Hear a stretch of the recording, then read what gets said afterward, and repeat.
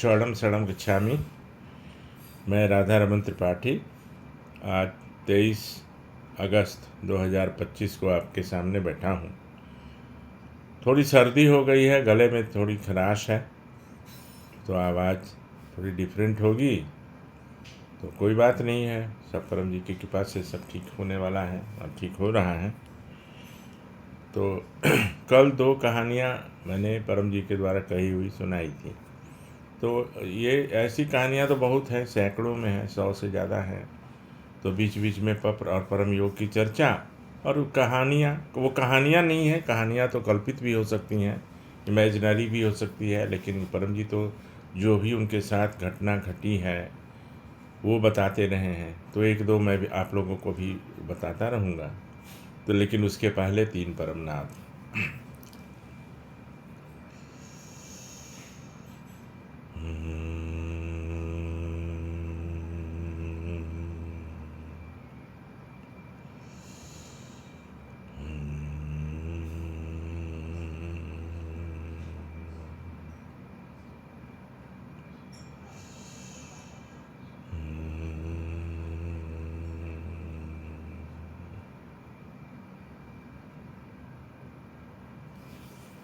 चरणम शरणम गच्छामि। तो आज थोड़ी चर्चा हो जाए परम जल और पप्र जल के बारे में 2 मिनट का। उसके बाद एक अनुभव परम जी के द्वारा सुनाया हुआ। तो पप्र जल क्या है और परम जल क्या है? परम जी ने जो डायरेक्ट किसी को सिखाया या उन्होंने अपनी विद्या का माने सिद्धियों का ट्रांसफ़र किया, वो जो पानी बनाते हैं वो है परम जल। कई बार बात चर्चा किए हैं हम, बट कन्फ्यूज़न होते रहता है कई, उसमें कोई बड़ी बात नहीं है। नए नए में तो मैं भी कन्फ्यूज़ रहता था, पूछते रहता था ये कैसे होगा, वो कैसे होगा। और अदरवाइज़ भी पानी को लेके वो बनाया जा सकता है परम, तो वो होगा पप्र जल, है ना। तो परम जी एक बार सभा में बोकारो में HSCL का क्लब था, करीब उसमें 300-350 लोग बैठे थे। परम जी ने कहा कि देखो, मेरी आवाज़ जो भी सुनेंगे, मेरी आवाज़ जो भी सुनेंगे तो उनको ये सिद्धि ट्रांसफ़र हो जाएगी। अब बोलते थे कि सिद्धि कोई रुमाल नहीं है कि मैं उनको दे दिया, मैंने उनको दे दिया। मेरी तो वाणी में सिद्धि है, मेरी तो वाणी में सिद्धि है। तो ये बोकारो में उन्होंने ऐसा किया और उसका ये था कि 3 बार देना है। कोई आए अगर आपके पास, सब कोई पूछने पर बताता है हाँ थोड़ा ये कष्ट है, वो कष्ट है, तो आप पूछिए या मैं पूछूं कि भाई क्या कष्ट कम कराना है, तो कोई भी कहेगा कि हाँ कम कराना है। तो 1 बोतल पानी, और पानी उसी से मंगवाइए। लोग इतने शक्की हैं ना, वो बोलेंगे कि आपने ज़रूर इसमें कोई दवा मिला दी थी। फिर क्या करेंगे, कौन इतना सबूत देगा? तो उनसे ही मंगवाइए, उनसे ही मंगवाइए पानी, कि उसमें कोई शंका नहीं है।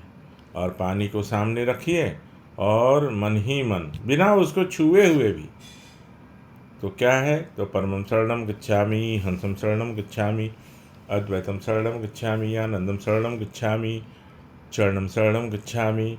हे परम जी, मुझ पर कृपा करो। सिर झुकाकर परम जी को नमस्कार करता हूँ। मन ही मन बोलिए और देखते रहिए, पानी को छूने का भी ज़रूरत नहीं है। इस पानी में अपनी शक्ति दो, पीने वाले का कष्ट कम हो जाए, और करके उनको पानी दे दीजिए। ये बहुत दिनों के बाद मैं जल बनाने की विधि मैं आप लोग को बता रहा हूँ। अब उनका कष्ट तो कम होगा ही होगा, और उनको ये बता दीजिए कि भाई अब अगर आपका कष्ट कम होता है, अगर आपका कष्ट कम होता है तो 3 बोतल पानी लेके आइएगा। अगर पास में रहते हैं, पड़ोस में रहते हैं, तो 1-1 बोतल करके 3 टाइम्स आवें। दूर रहते हैं तो 3 बोतल एक ही बार ले आएँ। और 3 बोतल ले आएंगे तो उनको बना के 1 2 3 सब में मार्क कर दीजिए परमानेंट मार्कर से, और पहले बोतल में भी इतना बोलना है, फिर दूसरे में भी बोलना है, और तीसरे में भी बोलना है। तो ये उनको देना है। और इसका मूल्य अगर बहुत लाचार है तो फिर तो 10 रुपया भी नहीं, तो 100 रुपया से लेके और 10 लाख रुपए तक एक बोतल का। 100 रुपया भी है चलेगा, लेकिन परम जी कहते थे कि टाटा बिरला के लिए वो 10 लाख का पानी होगा। अब वो बोले कि एक बिसलरी का पानी 10 लाख का, तो जाओ, पानी थोड़ी है वो तो बहुत बड़ी चीज़ है ना। तो ये पानी बनाने का तरीका है, और परम जी की मर्जी और परम जी की कृपा, जिसको वो जो दे दें ये तो उनके ऊपर निर्भर करता था। बहुत सारी सिद्धियाँ उन्होंने ट्रांसफ़र की बहुत लोगों को, है ना। तो इस पानी से भूत प्रेत भी भाग जाता है।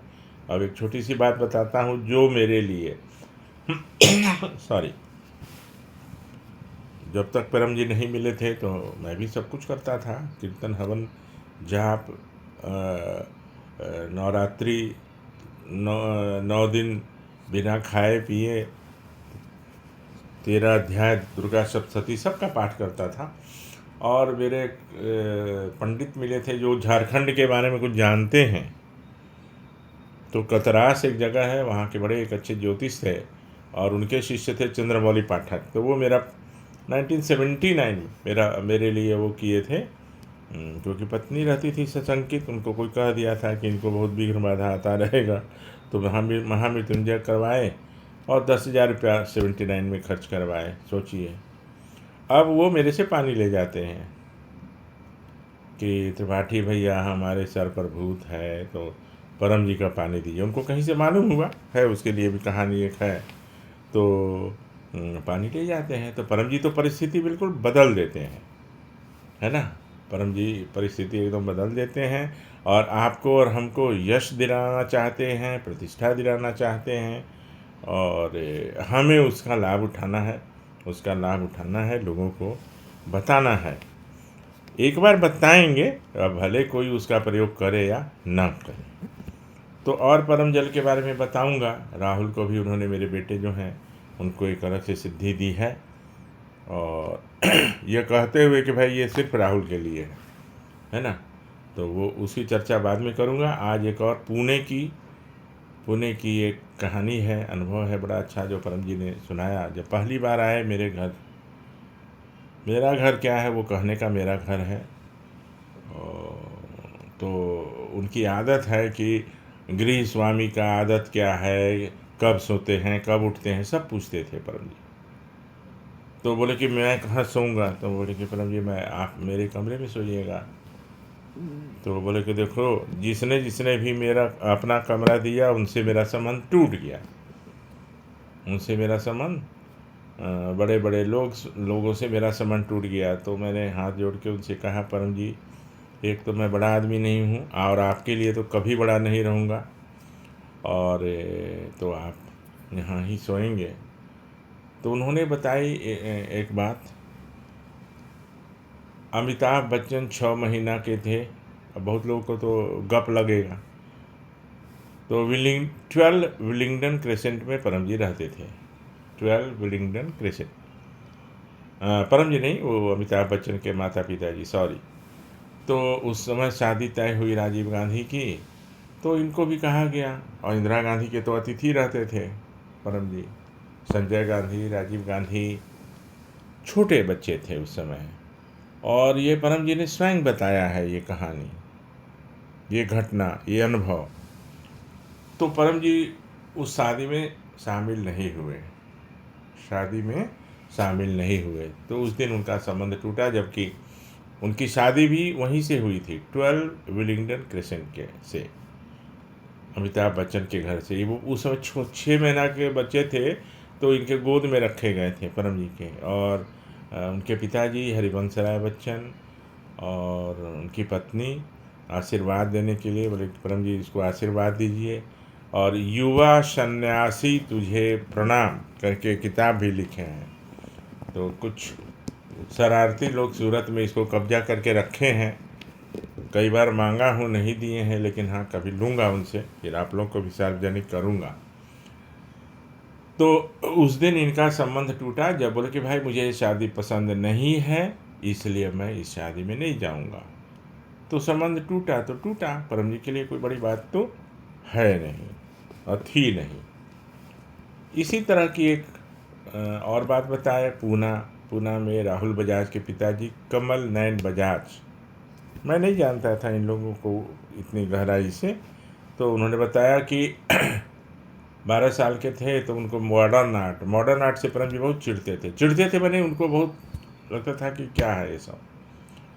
तो वो इंग्लिश का उनके यहाँ प्रचलन था, जैसा परम जी ने बताया। तो मॉडर्न आर्ट बना के लाए, परम जी को दिखाया, तो परम जी ने ठीक है, ओके, इट्स ओके करके किया। तो रोते रोते चले गए बाप के पास, मैंने पिताजी के पास अपने, और बोले कि रोने लगे। पुत्र मोह में कमल नयन बजाज, मैंने राहुल बजाज के पिताजी आए परम जी को, बोले कि परम जी थोड़ा बच्चा रो रहा है, कुछ बोल देते आप इसको। और पता है उसी समय परम जी के साथ दो तीन लोग हमेशा चलते ही थे। बोले कि भाई ठीक है, आप तो पुत्र मोह में आ गए, आगे चल के और कोई घटना घटेगी। तो उन्होंने क्या किया, उसी समय उनके हाथ से निकल गए। बाद में उनको गलती महसूस हुई कि मुझे ऐसा बोलना नहीं चाहिए था, है ना। लेकिन परम जी चले गए और फिर कभी नहीं आए उनके यहाँ। तो मरने के पहले कमल नयन बजाज एक पत्र लिखे और अपनी बहन को, यानी राहुल बजाज के बुआ को उन्होंने दिया कि ये मैं जब मर जाऊं तो चिता पर से जब ज़रूर एक बार परम जी गुजरेंगे तभी मुझे शांति मिलेगी मेरी मरे हुए आत्मा को। तो ऐसा ऐसा सब है, हुआ है।